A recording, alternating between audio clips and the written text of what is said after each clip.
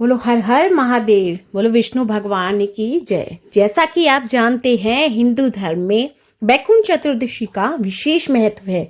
इस दिन जगत के पालनहार भगवान विष्णु और भगवान शिव की पूजा की जाती है।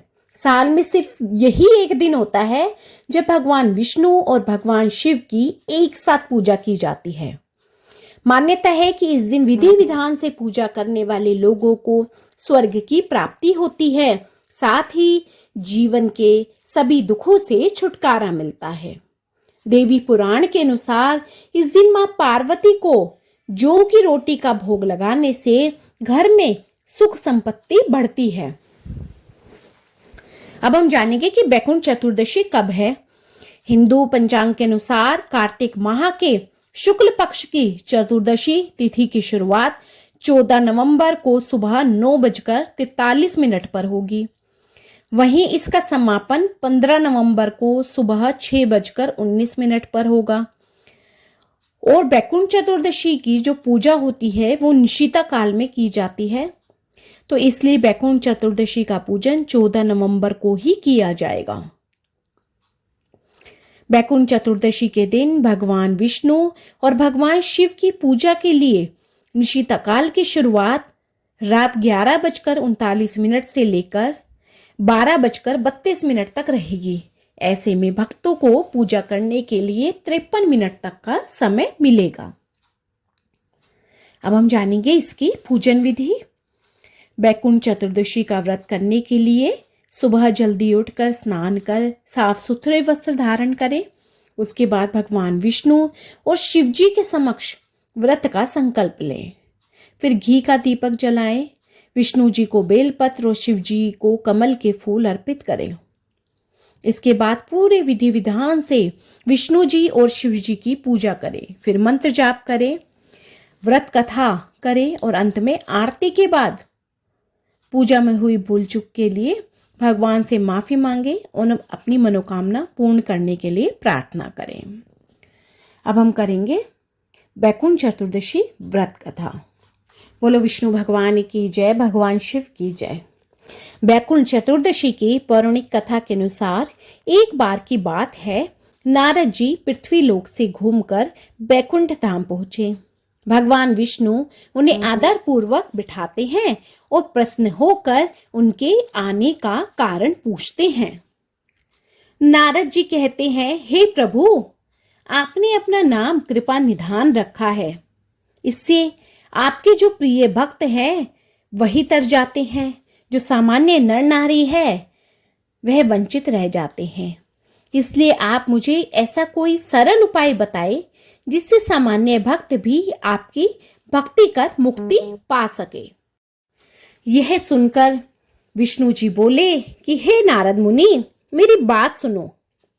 कार्तिक शुक्ल पक्ष की चतुर्दशी को जो नर नारी व्रत का पालन करेंगे और श्रद्धा भक्ति से मेरी पूजा अर्चना करेंगे, उनके लिए स्वर्ग के द्वार साक्षात खुले होंगे।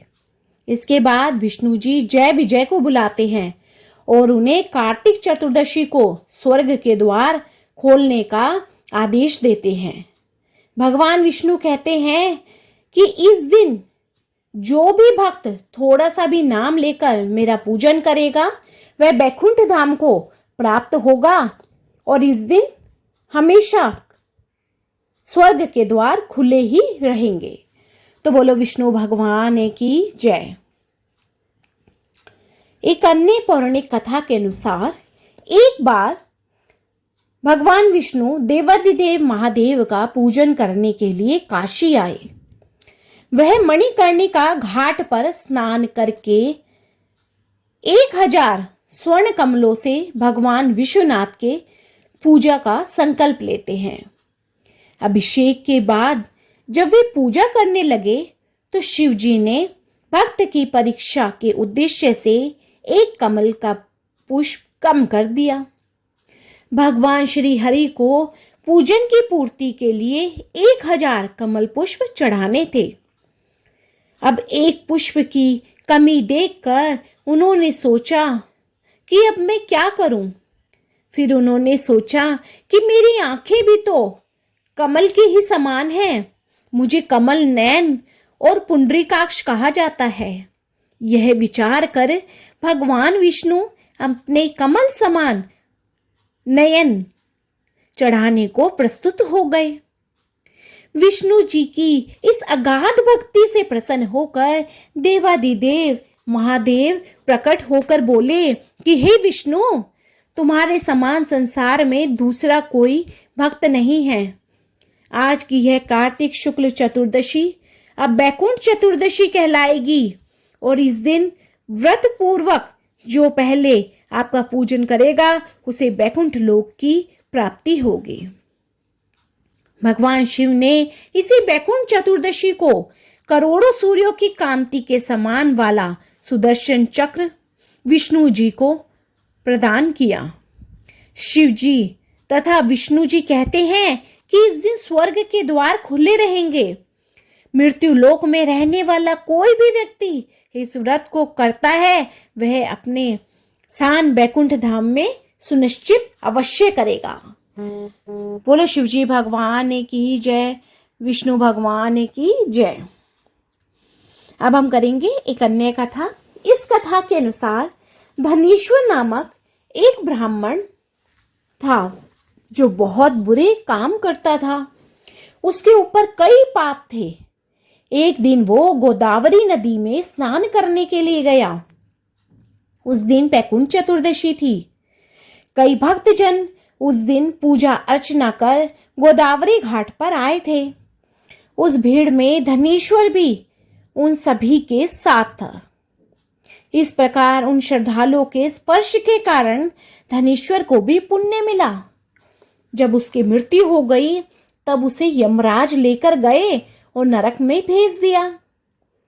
तब भगवान विष्णु ने कहा कि यह बहुत पापी है, पर इसने बैकुंठ चतुर्दशी के दिन गोदावरी नदी में स्नान किया है और श्रद्धालुओं के पुण्य के कारण इसके सभी पाप नष्ट हो गए हैं, इसलिए इसे बैकुंठ धाम मिलेगा। अतः धनेश्वर को बैकुंठ धाम की प्राप्ति हुई। तो यह कहा जाता है कि बैकुंठ चतुर्दशी के दिन व्रत कथा पढ़ने से, व्रत करने से, पूजन करने से 14,000 पाप कर्मों का दोष मिट जाता है और सभी की मनोकामनाएं पूर्ण होती है। तो बोलो विष्णु भगवान की जय, शिव शंकर भोलेनाथ की जय, हर हर महादेव, जय शिव शंकर।